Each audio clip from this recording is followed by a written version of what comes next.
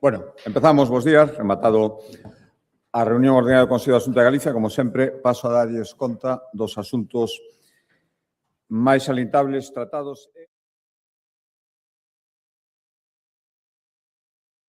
coa aposta. Continuando o tempo, e creo que con moitos frutos da Xunta de Galicia a prol da formación profesional. Recordo que batemos este ano un novo récord de matriculados, máis de 70.000 alumnos, máis de 71.000. Vimos do ano 2010, donde había menos de 35.000 e agora estamos en máis de 71.000. E, ademais, con as taxas de inserción laboral na FP non dual, na FP será o 85% e prácticamente 100% na formación profesional dual. Non podemos conformarnos, hai que seguir con esta revolución silenciosa e, polo tanto, hoxe aprobamos o novo decreto que vai regular a formación profesional en Galicia. Apostamos neste decreto por un modelo formativo con máis flexibilidade aínda, máis conectado aínda co tecido productivo e tamén dándolle cada vez un maior peso á investigación dentro, a actividade investigadora tamén dentro da formación profesional. Hai varias novedades. A primeira, relacionada con isto que acabo de decir, é a creación dunha nova figura, o profesor asociado investigador na FP, unha figura semellante a que xa existe no ensino universitario, por lo tanto, serán expertos de recoñecido prestixio profesional que poderán contratarse para impartir clase en másteres de formación profesional ou en ciclos de alta especialización que existen na FP e que, ademais, dará apoio e asesoramento a accións de investigación e innovación que se leven a cabo nos centros de FP galegos. Máis novedades, decía, por exemplo, o recoñecemento de créditos entre a formación profesional e a universidade, nas dúas direccións, non en unha, como se daba toda agora. Por lo tanto, os alumnos que rematen un ciclo poden convalidar materias ou pasar a estudiar unha carreira e tamén, viceversa, dende a carreira se poderán convalidar estudos que se fixeron universitarios se se quere facer un grado de FP. Tamén a posibilidade de cursar dobres titulacións internacionais, que, por lo tanto, terían validez en máis dun país, ou combinar materias que se impartan aquí en Galicia e tamén noutros países. É dicir, ou dobres titulacións ou ben materias concretas dentro dunha titulación, combinalas e que haxe unha convalidación automática. Tamén imos impulsar a colaboración público-privada, máis prácticas para estudiantes, máis estadías do profesorado en empresas e isto se engade ás novidades que ahora se recollen no decreto que xa se estaban implantando na práctica nos últimos cursos, por exemplo, máis horas de idiomas estranxeiros, especialmente inglés, nos ciclos, incremento do tempo das prácticas laborais e implantación de novos módulos en función da demanda do mercado laboral.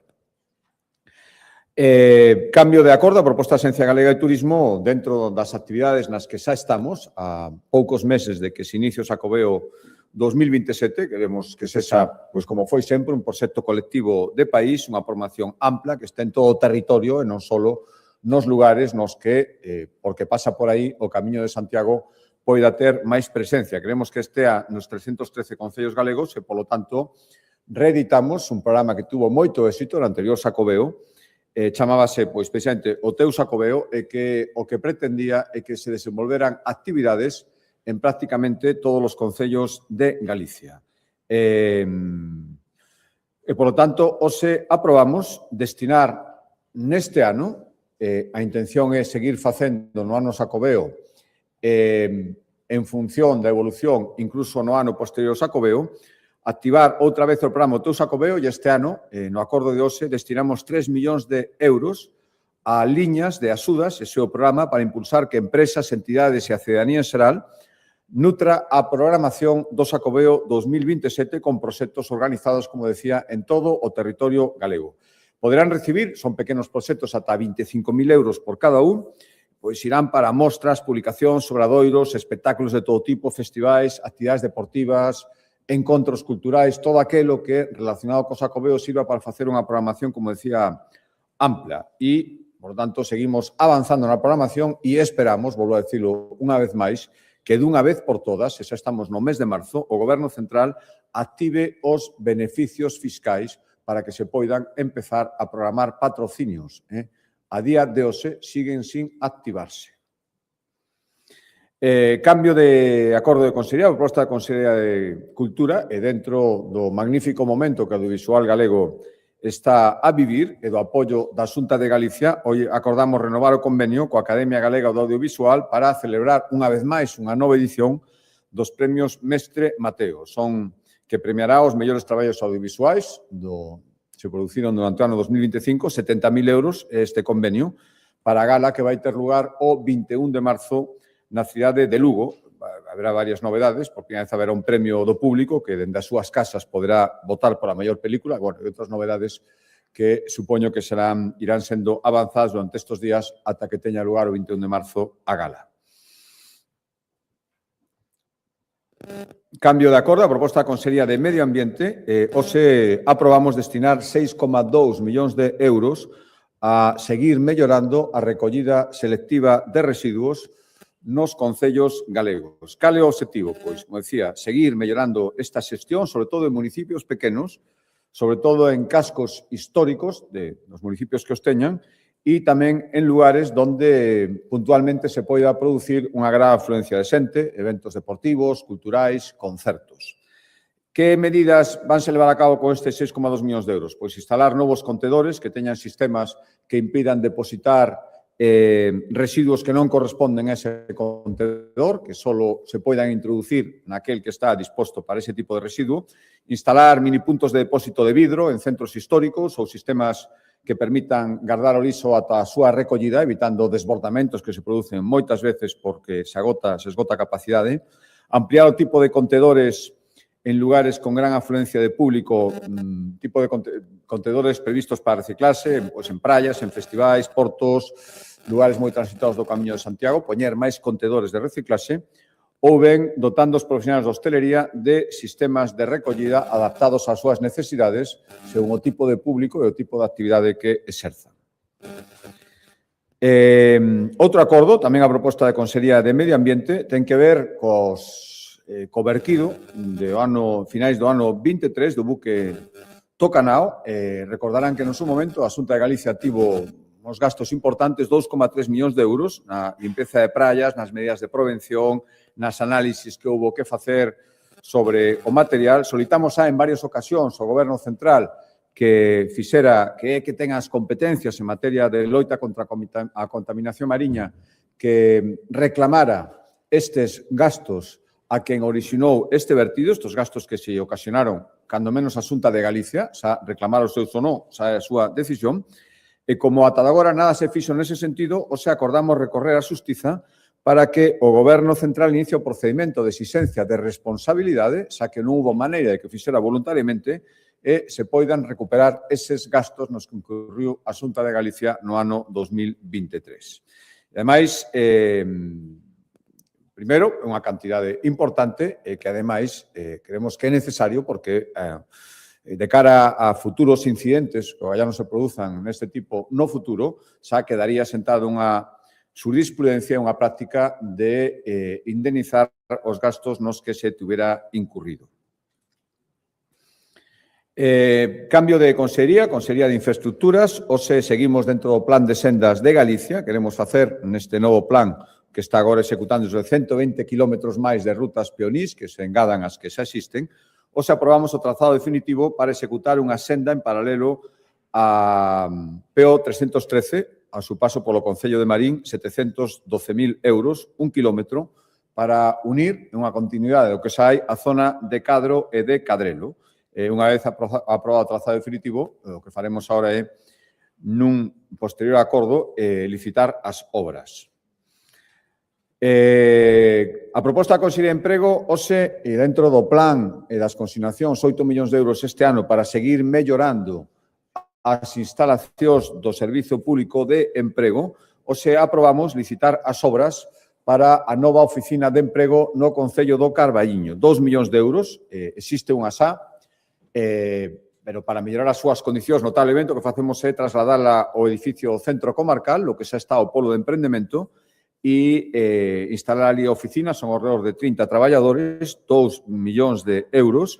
Unha vez adjudicadas as obras, o prazo de execución será de 12 meses e, polo tanto, esperamos ter a lista ao redor do verán do ano que ven, do ano 27. Sector primario, con o cambio de acordo, a Consellería de Medio Rural seguimos axudando a nosa viticultura, a todas as DOs e os adegueiros, e a toda a rede económica que funciona en torno ao viño en Galicia, e hoxe o acordo de hoxe dentro do plan son son ao redor de 12 millóns de euros o ano os que destinamos a todo o que é a viticultura en Galicia. O acordo de hoxe, dentro dos 12 millóns, serían 4 para axudas para a reconversión de viñedos. Foi o que acordamos hoxe, para que os produtores adapten as súas explotacións ás demandas cambiantes do mercado. Por lo tanto, para plantar variedades autóctonas, sustituir as cepas por especies máis resistentes a todos os fenómenos climáticos ou facer producións, elixir uvas que neste momento poidan ter millores perspectivas respecto á súa saída comercial. Cambio de acordo, a proposta da Consellería de Economía nun acordo e un balance moi oportuno nestes momentos, despois de poñer en marcha as axudas da Xunta de Galicia baixo paraguas do Plan Renova o teu vehículo. O que busca é unha mobilidade, unha renovación do parque automobilístico galego para promover unha mobilidade máis sostible, reducir as emisións de carbono. Tivo unha gran acollida, son axudas directas de ata 4.600 euros para sustituir coches ou furgonetas de máis de 10 anos por un modelo novo e máis eficiente, tanto vehículos híbridos como eléctricos. Pois ben, a edición deste ano abriu o seu período de solitude o 22 de xaneiro e en apenas 3 semanas, 3,5 millóns de euros, esgotouse o crédito. Isto, unha moi boa nova, vendo ademais como está a perspectiva a nivel nacional respecto á venda de vehículos. Podo decir, este balanzo incluye entre os seus datos que as matriculacións supoñen que Galicia foi a comunidade de España na que máis creceu a venda de coches. Nestes primeiros meses, no que levamos de 2026, as matriculacións creceron un 24% con respecto ás que houbera no mesmo período, no primeiro bimestre do ano 2025. Este 24% son 5 veces máis do que medraron as matriculacións a nivel nacional. A nivel nacional non chega a un 5%, en Galicia superamos o 24% de novas matriculacións nos 2 primeiros meses de 2026. Bueno, aparte de todo o que supone do punto de vista económico, mover o mercado, renovación do parque, ao final tamén hai consecuencias, un dos obxectivos de estas axudas de 3,5 millóns para o medio ambiente, redúcense, lóxicamente, as emisións de CO2, recordo, vehículos híbridos ou eléctricos puros, a equivalencia que se fai sempre, solo aos vehículos que se poden comprar con estas axudas xa esgotadas, equivale a plantar 45.000 árbores e, desde logo, tamén nos petos da xente moito máis coas alzas que estamos vendo dos combustibles. A estimación, probablemente o gallano, pero se sigue subindo o combustible ainda sería máis, vai permitir aforrar 350.000 litros de gasóleo ao ano con estes vehículos comprados con estas axudas. Cambio de acordo, a proposta da Consellería de Facenda e dentro das axudas da Xunta de Galicia os concellos, especialmente aqueles máis pequenos, que son os que teñen máis dificultades para facer fronte aos seus gastos de cobertura de servicios básicos, aparte de, por exemplo, o acordo respecto do SAF, todas as convocatorias de subvención, está un recurso moi importante para os concellos, que é o Fondo de Cooperación Local, que é esa transferencia incondicionada que a Xunta de Galicia fai dunha porcentaxe dos impostos que recauda no territorio galego. Somos a segunda comunidade autónoma na que os municipios participan nunha porcentaxe máis alta da recaudación tributaria da propia comunidade autónoma. A segunda comunidade autónoma. O Fondo de Cooperación Local, por darles algún dato máis, aumentou un 57% dende o ano 2009, ora está en 187 millóns, que é case un incremento do 12% respecto do ano pasado, e o que acordamos hoxe foi incrementar estas cantidades coa liquidación, sempre se fai a un ano vista, máis ou menos, respecto da data que se refire, fixose a liquidación do orzamento do ano 2024, xa dos impostos recaudados, e iso engade 10 millóns de euros máis no Fondo de Cooperación Local, que foi o que hoxe acordamos destinar aos concellos. 10 millóns de euros, o último pago correspondente ao Fondo de Cooperación Local do ano 2024, unha vez feita a liquidación definitiva do que recaudou a Xunta de Galicia. Dous acordos de vivenda, un afecta un concello en particular, o Concello de Cortegada, incorpórase os concellos que están calificados como áreas de rehabilitación integral, ARIS, que supoñen que teñan preferencia e axudas específicas da Xunta de Galicia para rehabilitación de inmobles. Especialmente importante, Concello Rural para fixar poboación, para facilitar vivenda, que se incorpore a esta rede o Concello de Cortegada, que a partir de ahora terá prioridade a hora de recibir achegas para rehabilitación de vivendas.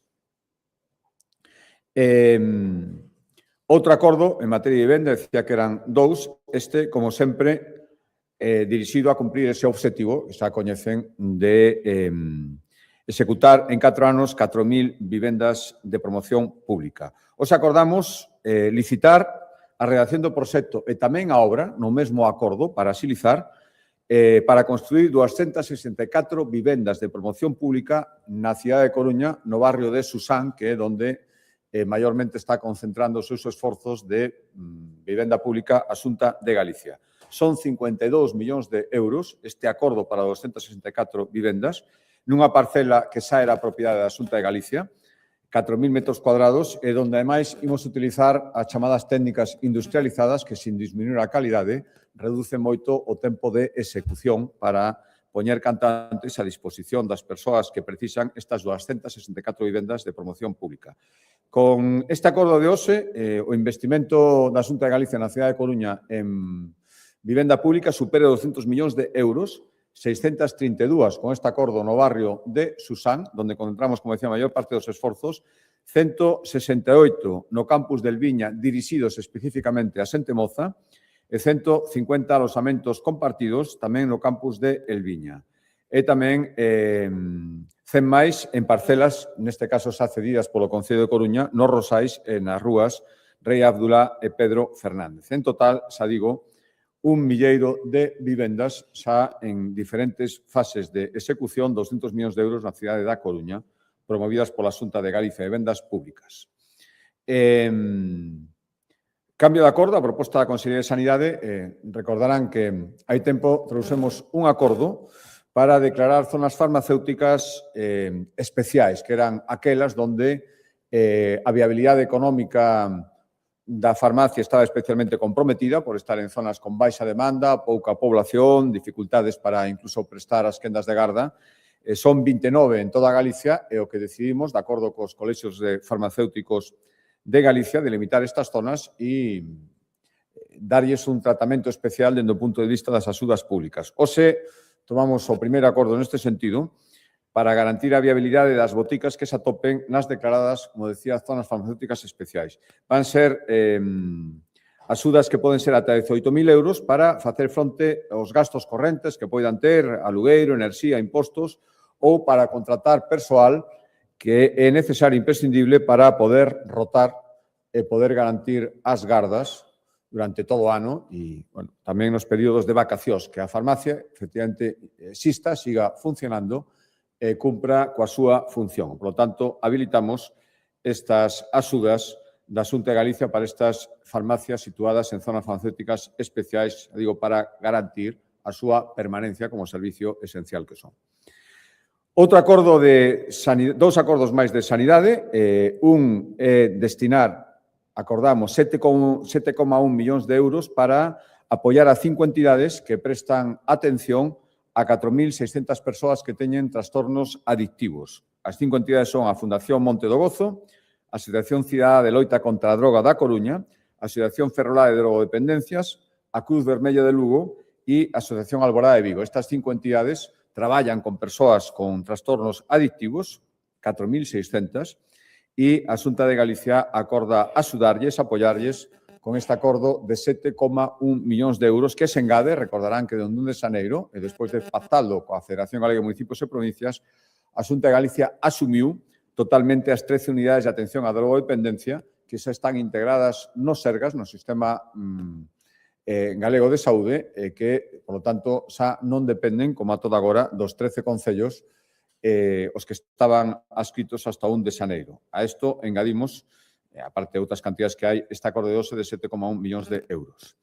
E outro acordo de sanidade, non nun acordo e un balance, pero creo que moi ha caído en todo momento, pero moito máis agora, como saben, dende o sábado xa entrou en vigor a Lei de Protección da Saúde das Persoas Menores e de Prevención de Conductas Adictivas. Somos a primeira comunidade autónoma en prohibir as bebidas enerxéticas menores de idade, os vapeadores, pero isto se engade, esta medida, e probablemente sea a consecuencia de que levamos anos traballando especialmente con programas específicos nos centros educativos, nos lugares onde hai mocidade, para previr, cando se producen, intentar rebaixar as conductas ou adictivas. Por lo tanto, esta medida está empezando a dar froitos e o balance que coñecimos hoxe, o chamado estudes, a enquisa estudes, que son unha enquisa sobre o uso de drogas e sustancias adictivas en ensinanzas secundarias, é dicir, entre rapaces entre 14 e 18 anos.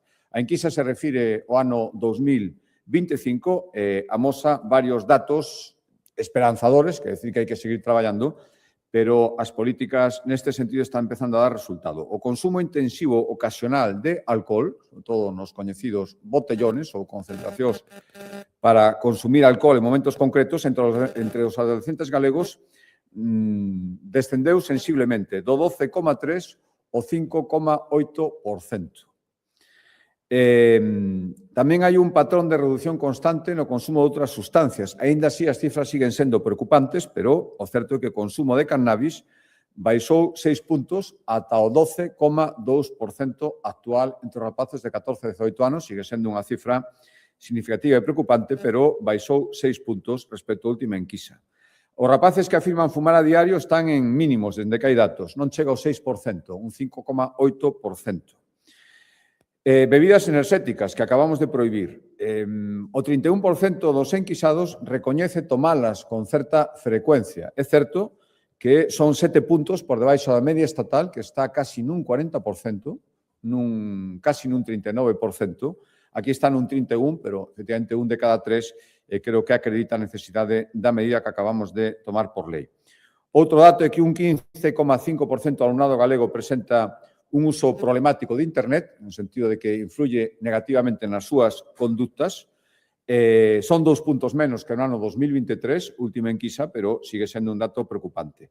E tamén baixa, aquí moi lixeramente, ten que baixar moito máis, a taxa de enquisados que afirma apostar diñeiro no último ano. Pasou do 4,7 ao 4,4. Por lo tanto, xa digo, son cifras que demostran que imos no bo camiño, baixan estas conductas adictivas, pero ainda siguen sendo cifras que temos que facer, seguir traballando e non baixar a preocupación. E o último acorde, explicar ahora a conselleira máis polo miúdo, ten que ver cunha situación, por desgracia, de enorme actualidade, que son os efectos na economía galega que está tendo conflito en Oriente Medio e as tensións comerciais que estamos vendo tamén con Estados Unidos. Contamos cun tecido exportador moi sólido, a pesar das circunstancias. Pechamos 2025 con moi boas cifras de exportación, 31.000 millóns de euros, récords de exportación en moitos sectores, e o 70% dos produtos que exportamos siguen tendo como destino a Unión Europea, no senso de seguridade que isto pode supoñer. Pero hai moitas incertezas, e as incertezas que estamos vendo agora mesmo, relacionadas coa guerra, dende logo non axudan en nada, a moitísimas cousas, non? E a parte do drama humán, o tema económico e as relacións comerciais tamén se ven moi afectados. E, por tanto, hoxe acordamos, sobre explicar a Consellería, reforzar o seguimento das 600 empresas galegas que actualmente exportan en maior ou menor medida a Oriente Medio e tamén convocar a chamada Mesa de Apoio Logístico. Oriente Medio é un mercado cada vez máis relevante para Galicia.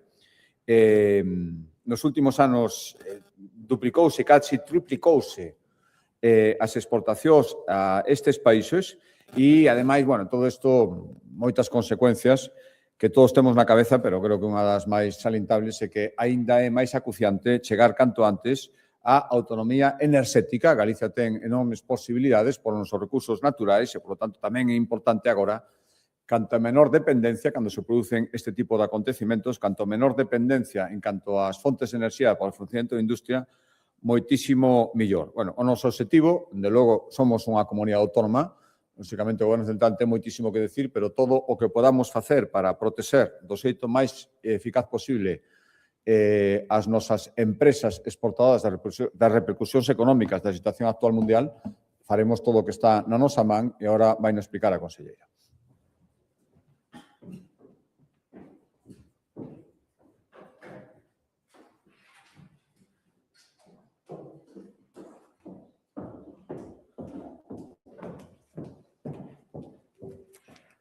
Ben, pois, bo día e grazas, presidente. Ben, o Consello da Xunta avaliamos hoxe un informe sobre a evolución do contexto internacional e o posible impacto que ese escenario pode ter sobre a actividade exterior das nosas empresas.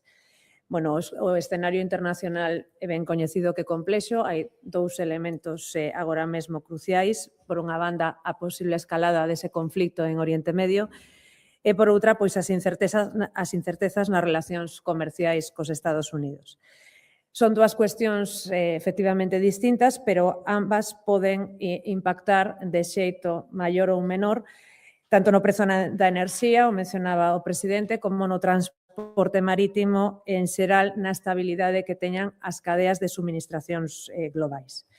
Por esta razón, pois, Galicia sabe que xa o estamos facendo con Estados Unidos e o que pretendemos é ter unha permanente vigilancia e acompañamento das empresas que poden estar máis afectadas por calquera destas dúas circunstancias. Oriente Medio é un mercado, o sinalaba tamén xa o presidente, cada vez máis relevante para moitas empresas na nosa comunidade. O comercio con Oriente Medio triplicouse nesta rexión dende o ano 2000. Na actualidade temos esas 600 empresas que actualmente están comerciando con Oriente Medio, se ben é certo que son 200 as que podemos considerar que nos últimos 4 anos xa teñen unha relación comercial regular con esta rexión en canto a exportacións. O volume de negocio supera actualmente entre exportacións e importacións entre Galicia e Oriente Medio 600 millóns de euros. Para coñecemento, os principais países aos que exportamos son con cantidades semellantes que rondan os 80 millóns de euros en exportacións, os Emiratos Árabes e Arabia Saudita. Se ben é certo que hai pois tamén outros países relevantes, entre os cales creo que merece a pena mencionar Israel, que estamos agora mesmo cun volume de exportacións de 115 millóns de euros, é un país ademais estratégico pola súa posición no actual conflicto. Ben, en canto aos sectores que teñen máis presenza no mercado de Oriente Medio son o sector textil e tamén a automoción e o sector agroalimentario. Estes tres sectores concentran actualmente o 90% dos tráficos exportadores de empresas galegas a Oriente Medio e, polo tanto, pois son os tres sectores onde máis temos que concentrar a atención e o seguimento. Pero, en segundo lugar, ao marxe destas cifras exportadoras como tales, é certo que o principal impacto económico, e dicíamos tamén cando falábamos das relacións comerciais con Estados Unidos, moitas veces non é tanto o impacto directo, senón o impacto indirecto que se poida producir. O impacto maior pois pode ser o enerxético, se o prezo do petróleo aumenta, pois serase un efecto en cadea que afectará a numerosos sectores da economía, dende a subida do custo do combustible, o encarecemento do transporte marítimo e o aumento do custo de materias primas e tamén de seguros logísticos. E, ademais, en segundo lugar, os efectos que pode haber se os roteiros marítimos pois provocan desvíos de barcos para evitar zonas de risco, que basicamente implicaría pois máis millas de navegación e tamén máis consumo de combustible co correspondente incremento dos custos logísticos. Polo tanto, estes efectos indirectos no comercio global poden acabar trasladándose ao prezo final dos produtos exportados e tamén a competitividade das empresas galegas. A esta situación, dicía ao principio de Oriente Medio, pois temos que sumar e seguir vigilando a incerteza que temos co mercado estadounidense. Mercado importante, é certo, para as empresas galegas, pero non ni moito menos o principal, e ademais hai que ter en conta que se reduxo no último ano, estábamos nun porcentaxe de un 2,6% de exportacións no ano 24 e pasamos no ano 25 a un 1,8%, é dicir, a exportación a Estados Unidos redúxose nun ano un 32%. Isto é importante recalcar mantendo esa cifra que sinalaba o presidente de boa cifra comercial e de exportacións por parte de Galicia. É dicir, que é unha mostra de como as empresas galegas foron quen de diversificar os mercados e de adaptarse á situación comercial con Estados Unidos. Neste sentido, recalcar que seguimos por encima deses 31.000 millóns de euros de exportacións.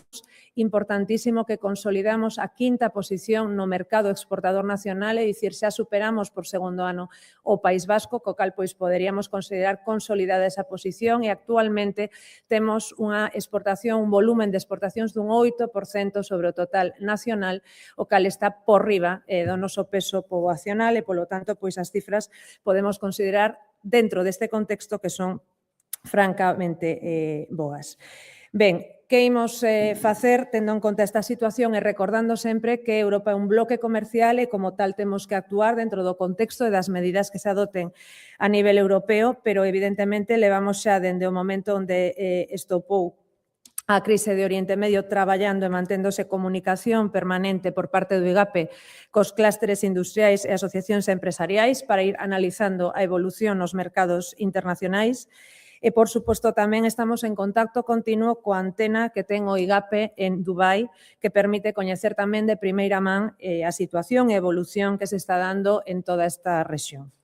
Neste contexto, e co obxectivo precisamente de reforzar a capacidade de coordinación e de resposta ante posibles alteracións nas cadeas de suministro, decidimos adiantar esa posta en funcionamento da Mesa de Apoio Logístico ás Empresas. Esta mesa está prevista dentro do borrador do Plan Director da Logística, que saben que é un dos plans directores industriais que estamos agora mesmo tramitando, pero creemos que as circunstancias do mercado actual exixen que anticipemos, aínda que formalmente non este aprobada.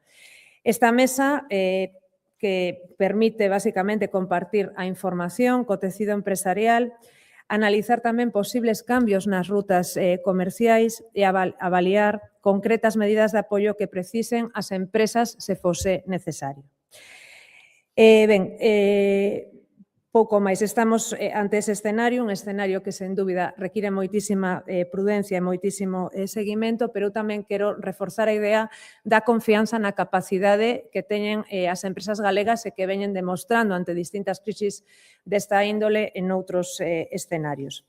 E a prioridade coa que traballa a Xunta é, evidentemente, coñecer de primeira man e acompañar as empresas neste contexto, buscando, na medida do posible, a diversificación dos mercados internacionais e dos destinos internacionais, optimizar tamén a logística e as cadeas de suministro, que é fundamental, e apostar, como sempre, por esa diferenciación, ese valor engadido e a innovación que teñen os produtos galegos, reforzando sempre o apoio institucional, a internacionalización e a diplomacia económica en liña co que faga, por suposto, o Goberno de España e co que faga o bloque comercial da Unión Europea. E máis nada.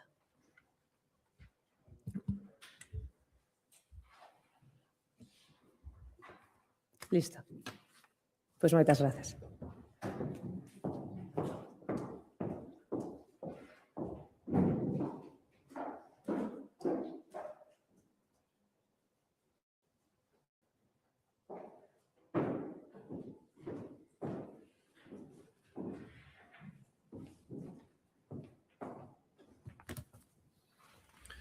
Bo día, presidente. A este respecto, quería saber un pouco correlacionado coa guerra, coa situación de conflictos, se mantiveron xa algún contacto con sectores que se poidan ver afectados por parte da Xunta, e tamén no pleno de mañá, tanto o Grupo Socialista como o BNG adiantaron que van a levar unha proposta de declaración institucional de non á guerra. Quería saber se teñen coñecemento e se están abertos a apoiala, a que haxa unha unanimidade. Grazas. Sí, bueno, un pouco o que acaba de expoñer a conselleira vai nese sentido de manter contactos e contactos estreitos. A verdade é que todo isto non acaba de facer máis que empezar, o gallá remate canto antes, pero imos ver as repercusións, as perspectivas e como pode afectar. Un pouco a resposta á pregunta sería o que acaba de expoñer a conselleira e a constatación de que efectivamente temos que ter un contacto estreito, bueno, como Dixen, cando explicaba este acordo, antes de darlle o paso á conselleira, somos unha comunidade autónoma, por lo tanto, faremos o que este na nosa man, pero isto a ninguén se lle escapa, que depende en gran medida do que podamos facer como país. Por lo tanto, nos intentaremos darlle todo o apoio ás nosas empresas, pero nunha situación tan complicada a nivel internacional, o apoio tamén do Goberno Central, de España como país vai ser fundamental. Respecto á segunda pregunta, bueno, saberemos de aquí a mañán. De logo, se o que se pretende é que digamos si exactamente o que está propoñendo o presidente do Goberno, e máis legitimar unha actuación que non sabe moi ben cal é, porque por un lado di que non a guerra decimos todos, pero claro, decir non a guerra a costa de incumprir os compromisos e decir non a guerra, pero despois mandar unha fragata, decir que en realidad que se está mandando non ten nada que ver coa guerra. Se ao final o que se busca, como metemos, e a presento o Partido Socialista, é, como sempre, legitimar calquer cousa que lle veña da Moncloa, se é así, non hai ninguna capacidade de negociación, pois o mellor é difícil, non o sei, de aquí a mañán, iso ao final será unha decisión do grupo parlamentario, é dicir que non coñezo esa declaración en profundidade, pero coñezo a actitude normal do Partido Socialista e moito me temo que simplemente cumplen órdenes de legitimar calquera cousa que se lle ocurra a Pedro Sánchez.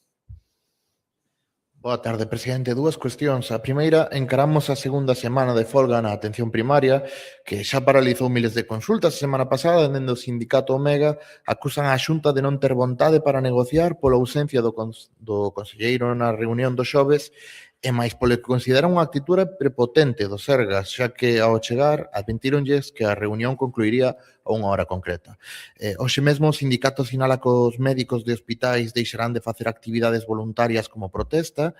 Primeiro de todo, saber por que non se convocaron máis reunións estes días para intentar desbloquear o conflicto e evitar que esta semana miles de galegos non poidan ser atendidos pola folga de médicos e por que non acuden o conselleiro ou vostede a esos encontros como piden os sindicatos convocantes da folga, o sindicato convocante, perdón.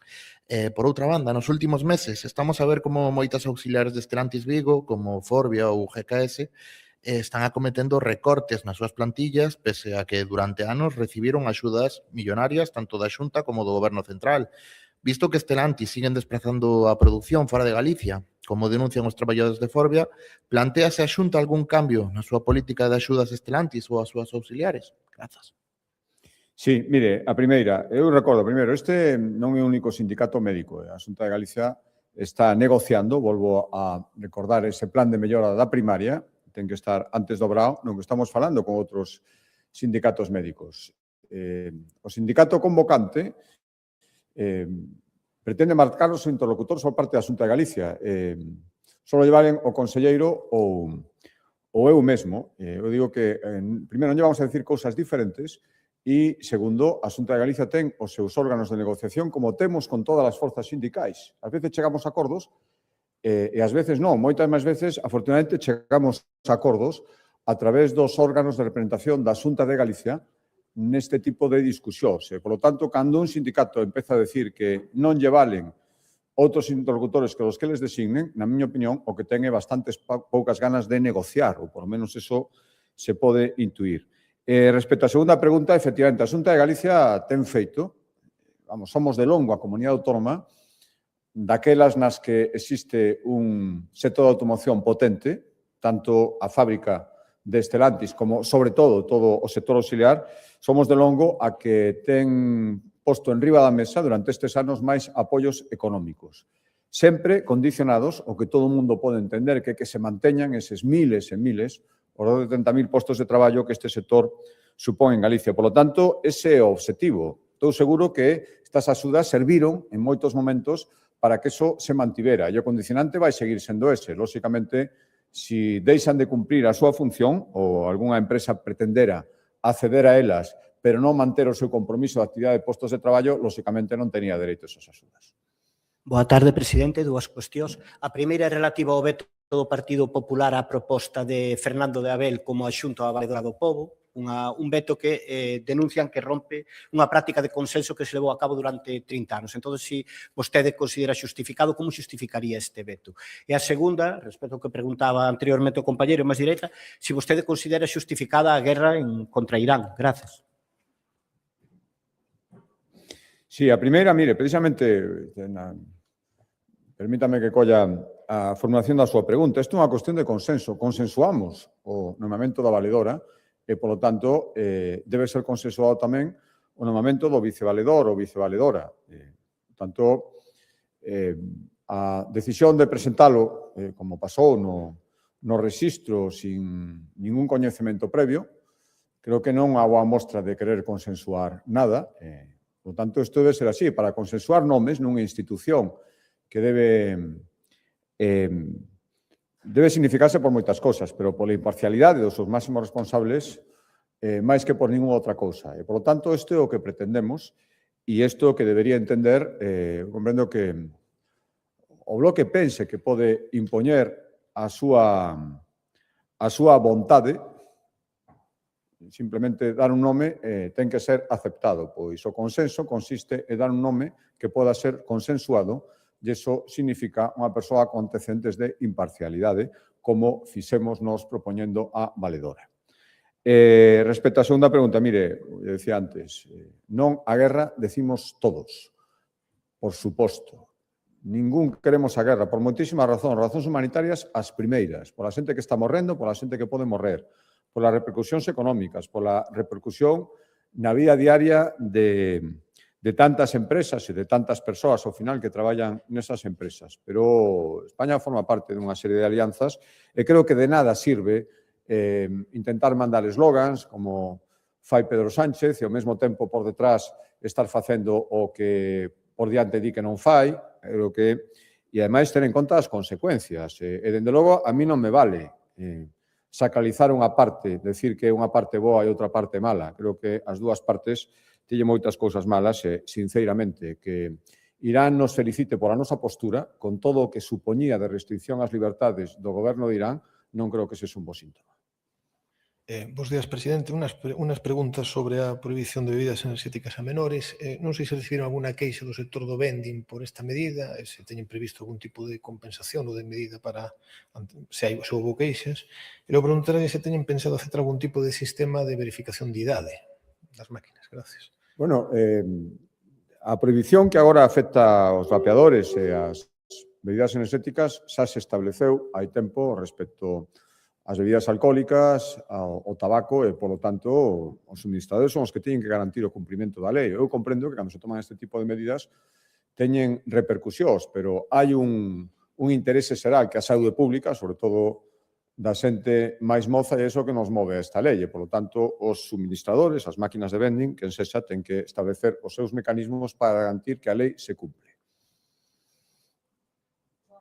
Retomo o asunto de Irán para preguntarlle a que se debe este seguidismo que fai o PP da postura de Estados Unidos e da figura de Trump. Considera que é Trump un político fiable ao que seguir?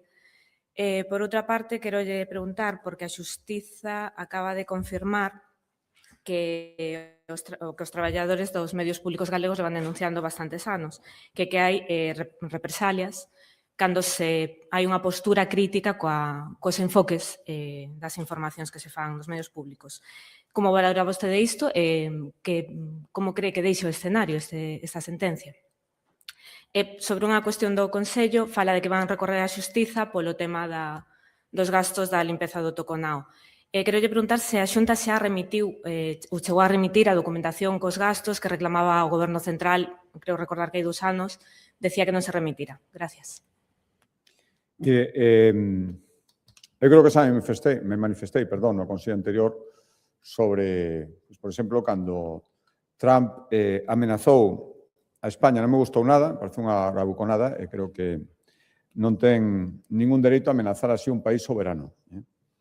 E, por lo tanto, a mí hai moitas cosas de Trump que non me gustan, pero dito isto, volvo a decir que formamos parte de alianzas e respecto o resto de consideracións que vostede facía, non creo en absoluto que se estea facendo seguidismo de Trump dentro do meu partido. Se está mantendo unha postura lóxica e a que creo que hai que manter neste momento. Insisto, non a guerra, decimos todos, pero a responsabilidade tamén exixe non decir unha cosa e facer o contrario como está facendo Pedro Sánchez.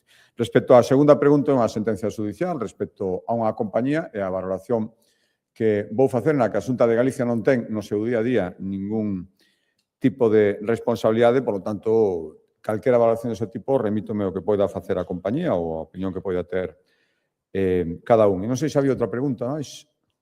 Sí, respecto, os intentamos dende o principio, se tomamos esta resolución é porque non somos capaces de que se indemnicen estes danos, lóxicamente, por tanto, claro que se coñecen esa valoración, pero non hai ningún problema, volveremos a mandalo ás veces que faga falta, se ao final é unha cuestión de vontade, creo que de inteligencia e de protección colectiva, para que isto primeiro non volva a pasar, porque os buques que vayan con estas cargas saben que primeiro teñen que extremar as precaucións para que isto non suceda e, se suceda, que ten que ter unhas consecuencias ao final orixinan os gastos.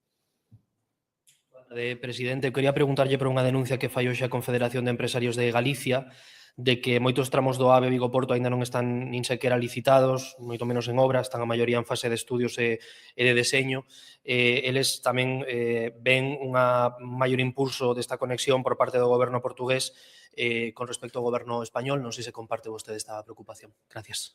Sí, absolutamente. A mí faime gracia as alegrías que se levan por parte do goberno español e certos políticos aquí tamén en Galicia cada vez que Portugal dá unha data un pouco adiada da data inicial. O mesmo primer ministro portugués falaba no cumio, tivo lugar en Ayamonte, me parece que foi a semana pasada, falaba do ano 32-33, movendo, pois, ni siquiera un ano. Eu volvo a remitirme ao estudio que presentamos aquí, absolutamente objetivo, que non estaría ata o ano 38. Por lo tanto, non querer falar desa circunstancia objetiva, non estar hasta o ano 38 e fixarse solo en que ora Portugal fala o 32-33, cando ten que facer, ademais, moita máis infraestructura, moito máis kilómetros de vía, creo que unha postura de avestruz total. Eu o que diría ao meu goberno é que se poña a traballar e o gallá que cando a vía chegue ao noso lado da fronteira, pois aí que podan decir que ainda non chegan os portugueses, pero para eso se tiñen que poñer a traballar. Pasa que dubido moitísimo, por desgracia, que esa circunstancia se vaya a dar, mas ben vai ser o contrario. Outra cosa é que Portugal, vendo a actitude do goberno español, decida non facer o esforzo pola súa parte. Agardo que non sexa así. Sí, bons días. Acaba de comentar que o seu partido non facía seguidismo de Trump. Non sei se todo o seu partido, pero queria preguntar precisamente pola presidenta da Comunidade de Madrid, que non só non apoia claramente as posturas de Trump e de Israel, senón que vai viaxar, anunciou que vai viaxar directamente a Estados Unidos por dúas cuestións, unha cuestión económica, pero outra é cuestión política, dita por ela mesma no Parlamento de Madrid. Non sei se isto cree vostede que non é facer seguidismo de Trump dentro de algúns representantes do seu partido. Logo quería preguntar unha segunda cuestión relacionada co que dixo o compañero da folga da atención primaria. Non sei moi ben, comentou que había uns órganos os que o sindicato convocante ten que digamos, adherirse. Non sei se non hai a posibilidade de que haxa unha reunión co conselleiro ou con vostede para intentar desbloquear esta situación, xa que este sindicato ameazou directamente con máis medidas e a última é que non van a facer as chamadas peonadas. É dicir, iso supón que se van a ampliar probablemente as listas de espera. Entón, non sei se hai algunha maneira de distensión para evitar que esta folga vaya a máis. E despois quería preguntar unha terceira cuestión relacionada co sector do marisqueo, porque efectivamente estamos vendo que os últimos temporais volveron a crear problemas dentro do sector. Distintas cofradías alertan de que hubo bastante morte de ameixas e de marisco. Quería preguntar se ten previsto a Xunta activar algún tipo de axudas específicas ou algún plan para axudar ao sector. Gracias. Imos ver, a primeira pregunta, mire, lógicamente, cando me preguntan pola postura do meu partido, eu falo polos órganos que nos representan a todos, e volvo a decirlo, non creo que ese seguidismo se estea producindo en absoluto, está actuando con responsabilidade e sin incurrir en demagoxias, como creo, sinceramente, que está facendo o presidente do goberno. Xa o que fagan persoas concretas terán que responder cada persoa concreta. Verá que tería moito sentido ensuiciar o que fai persoas determinadas que non nos representan a todos, representan, bueno, pois o seu ámbito ou dende logo non o que podamos pensar no Partido Popular de Galicia. Respecto á segunda pregunta, mire, que eu creo que sería, hai que actuar con seriedade, moito máis cando hai unha folga, moito máis cando hai unha folga que afecta ao sector primario. O seguimento de hoxe estivo en torno ao 3%. E este sindicato o que pretende é marcar os interlocutores, é dicir que se non son os interlocutores que eles queren, que non son ni moito menos os habituais, nin os que se fan en todas as negociacións, que entón xa non pensan chegar a un acordo, que pensan estendela a un ámbito que non tiña nada que ver coa convocatoria da folga na que están agora. Por lo tanto, isto creo que demostra ben as claras de que vai todo este asunto e todavía reforza máis a necesidade de que a Xunta sexa especialmente seria nos seus plantexamentos e na súa maneira de actuar. Respecto á terceira pregunta, sí, bueno, saben que a conselleira do Mar estivo durante estas últimas semanas sobre o terreo, ademais, avaliando os danos. Tivemos algunha alegría en algunha zona concreta, os mesmos maiscadoras decían que a situación non era tan mala como se pensaba, en outras zonas, efectivamente, o dano é importante. Por lo tanto, feita esta avaliación, acabamos de salir agora mesmo o Gallá, que xa non teñan que volver máis temporais no que queda de inverno e primavera, unha vez determinados os danos, estamos nesa fase final, lóxicamente, se son necesarias axudas, entendo que algún tipo de axuda será necesaria, a Xunta de Galicia, como sempre, estará á altura. Muy bien, muchas gracias.